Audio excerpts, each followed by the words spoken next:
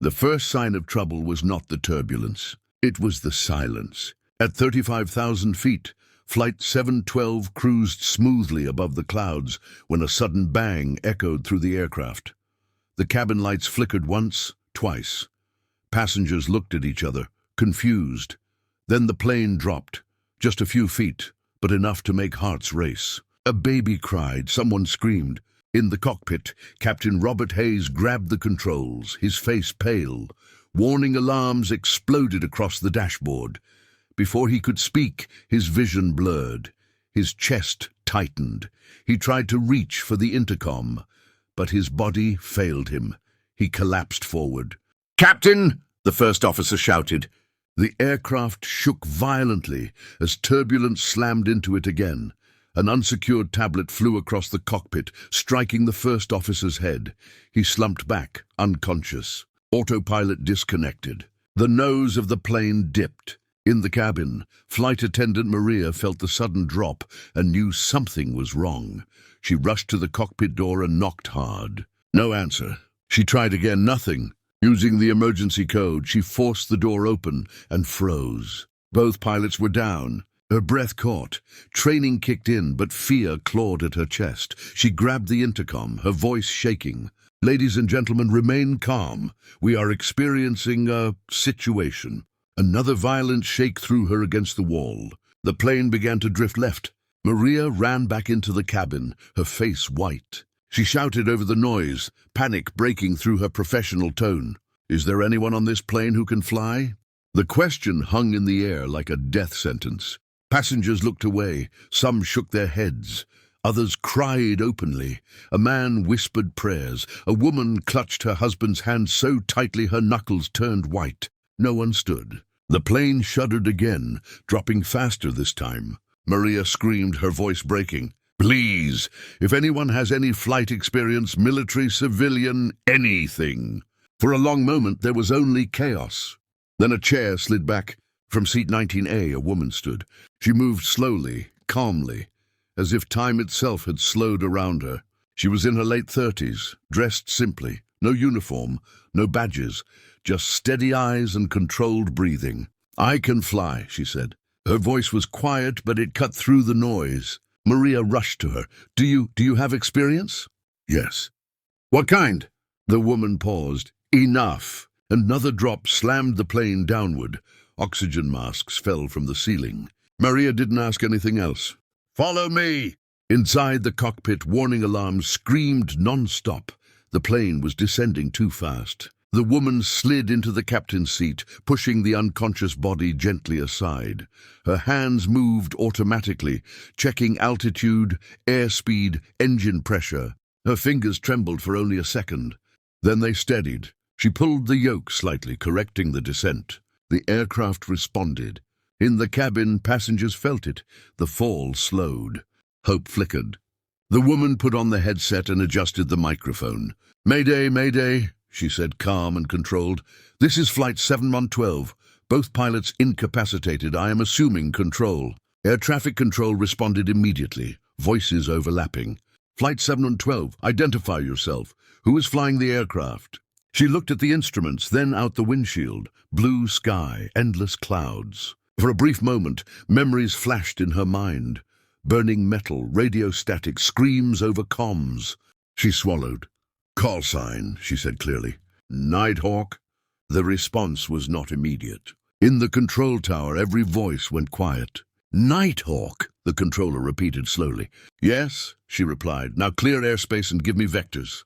A supervisor leaned toward the microphone. "Nighthawk, that call sign was retired." "Then unretire it," she said flatly, "because this plane is losing fuel. One engine is overheating and I need a runway." Radar screens lit up, military frequencies opened. Somewhere far away, fighter jets scrambled. Back in the cabin, passengers whispered her name without knowing it. "Who is she?" "Did you hear that, military jets?" A man stared out the window as two distant shapes appeared in the sky. The plane shook again, harder this time. Inside the cockpit, warning lights flashed red. "Nighthawk," ATC said cautiously, "confirm your training." She adjusted the throttle with precision.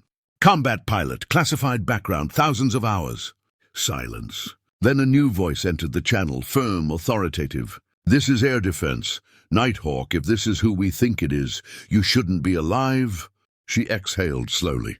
"And not today," she replied. The plane burst through the cloud layer, turbulence slamming it sideways. Passengers screamed. Nighthawk fought the controls, muscles burning, sweat forming on her brow. She didn't panic. She never did. As the aircraft stabilized briefly, she looked at the unconscious captain beside her. "Stay with me," she muttered. Fuel warnings blared again. The runway was still far away, and the sky was not done testing her. The aircraft trembled as it descended through thick grey clouds. Rain hammered the windshield like bullets. Wind warnings flashed across the panel. Inside the cockpit, Nighthawk's jaw tightened. "Flight 712, Air Traffic Control said. "You're approaching severe crosswinds. Recommend holding pattern." "Negative," she replied instantly. "Fuel won't allow it." She glanced at the gauges. One engine temperature climbed dangerously high. The other struggled to compensate. Behind her, the captain groaned faintly. She turned her head. "Stay with me," she said again, softer this time. In the cabin, panic returned as the turbulence worsened. Luggage rattled. A man vomited into a paper bag. A woman held her phone, recording a goodbye message with shaking hands. Maria moved through the aisle, forcing calm into her voice. "We are preparing for landing. Please brace." Someone shouted, "Are we going to die?" Maria didn't answer. She looked toward the cockpit and believed. "Nighthawk," a new voice came over the radio, calm, familiar. "This is Eagle One. I'm off your left wing." Two fighter jets sliced through the clouds, locking into formation beside the struggling passenger plane. Nighthawk allowed herself a brief glance. "Eagle One," she said quietly. "Didn't expect to hear you." There was a pause, then disbelief. "They told us you were gone." "Rumors," she replied. Another violent gust slammed the plane sideways. Alarm screamed. "Focus," she muttered, correcting with precise movements. As they descended, memories fought to surface. A burning cockpit. "Missile warnings!" Her call signs screaming through static. "Eject! Eject!" She shoved the memories away. "Not now." "Nighthawk," ATC said urgently. "Runway 27 is clear. Emergency crews are standing by." She lined up visually, fighting the crosswind inch by inch. Landing gear handle, down. A horrible grinding sound echoed. "Gear malfunction," she whispered. "Confirm gear status," ATC asked. She checked indicators. Nose gear is locked, left main uncertain. Silence filled the cockpit. In the cabin, passengers felt the plane wobble. A child cried out, "Mommy!" Nighthawk closed her eyes for half a second, then opened them. "Okay," she said calmly. "We do it old school." She keyed the mic. "Cabin crew, prepare for a hard landing. Tell passengers to brace on my command." Maria swallowed hard, but responded, "Understood." The runway lights emerged from the rain like a lifeline. Wind pushed the plane violently off centerline. "Nighthawk," Eagle One warned, "you're drifting." "I see it." She fought the controls, muscles screaming, heart pounding. But her mind was clear, crystal clear. This was what she was born for. At 500 feet, one engine sputtered. Damn it! She adjusted power, compensating manually. 300. Rain blurred the windshield. 200. The plane dropped suddenly. Passengers screamed. "Now!" Nighthawk shouted into the radio. The wheels hit. Hud. The left gear collapsed instantly, metal shrieking as sparks exploded beneath the wing. The plane veered violently. She countered with rudder and brakes, fighting to keep it straight. Fire trucks raced alongside. The aircraft skidded, then slowed. Then stopped. Silence. For one heartbeat. Then the cabin erupted. Cheers, crying, shouting, prayers of thanks. People hugged strangers. Some collapsed into their seats, sobbing.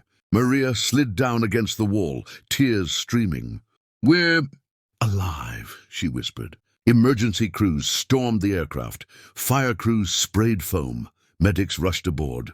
In the cockpit, Nighthawk removed her headset slowly. Her hands finally began to shake. The captain was breathing steadily now.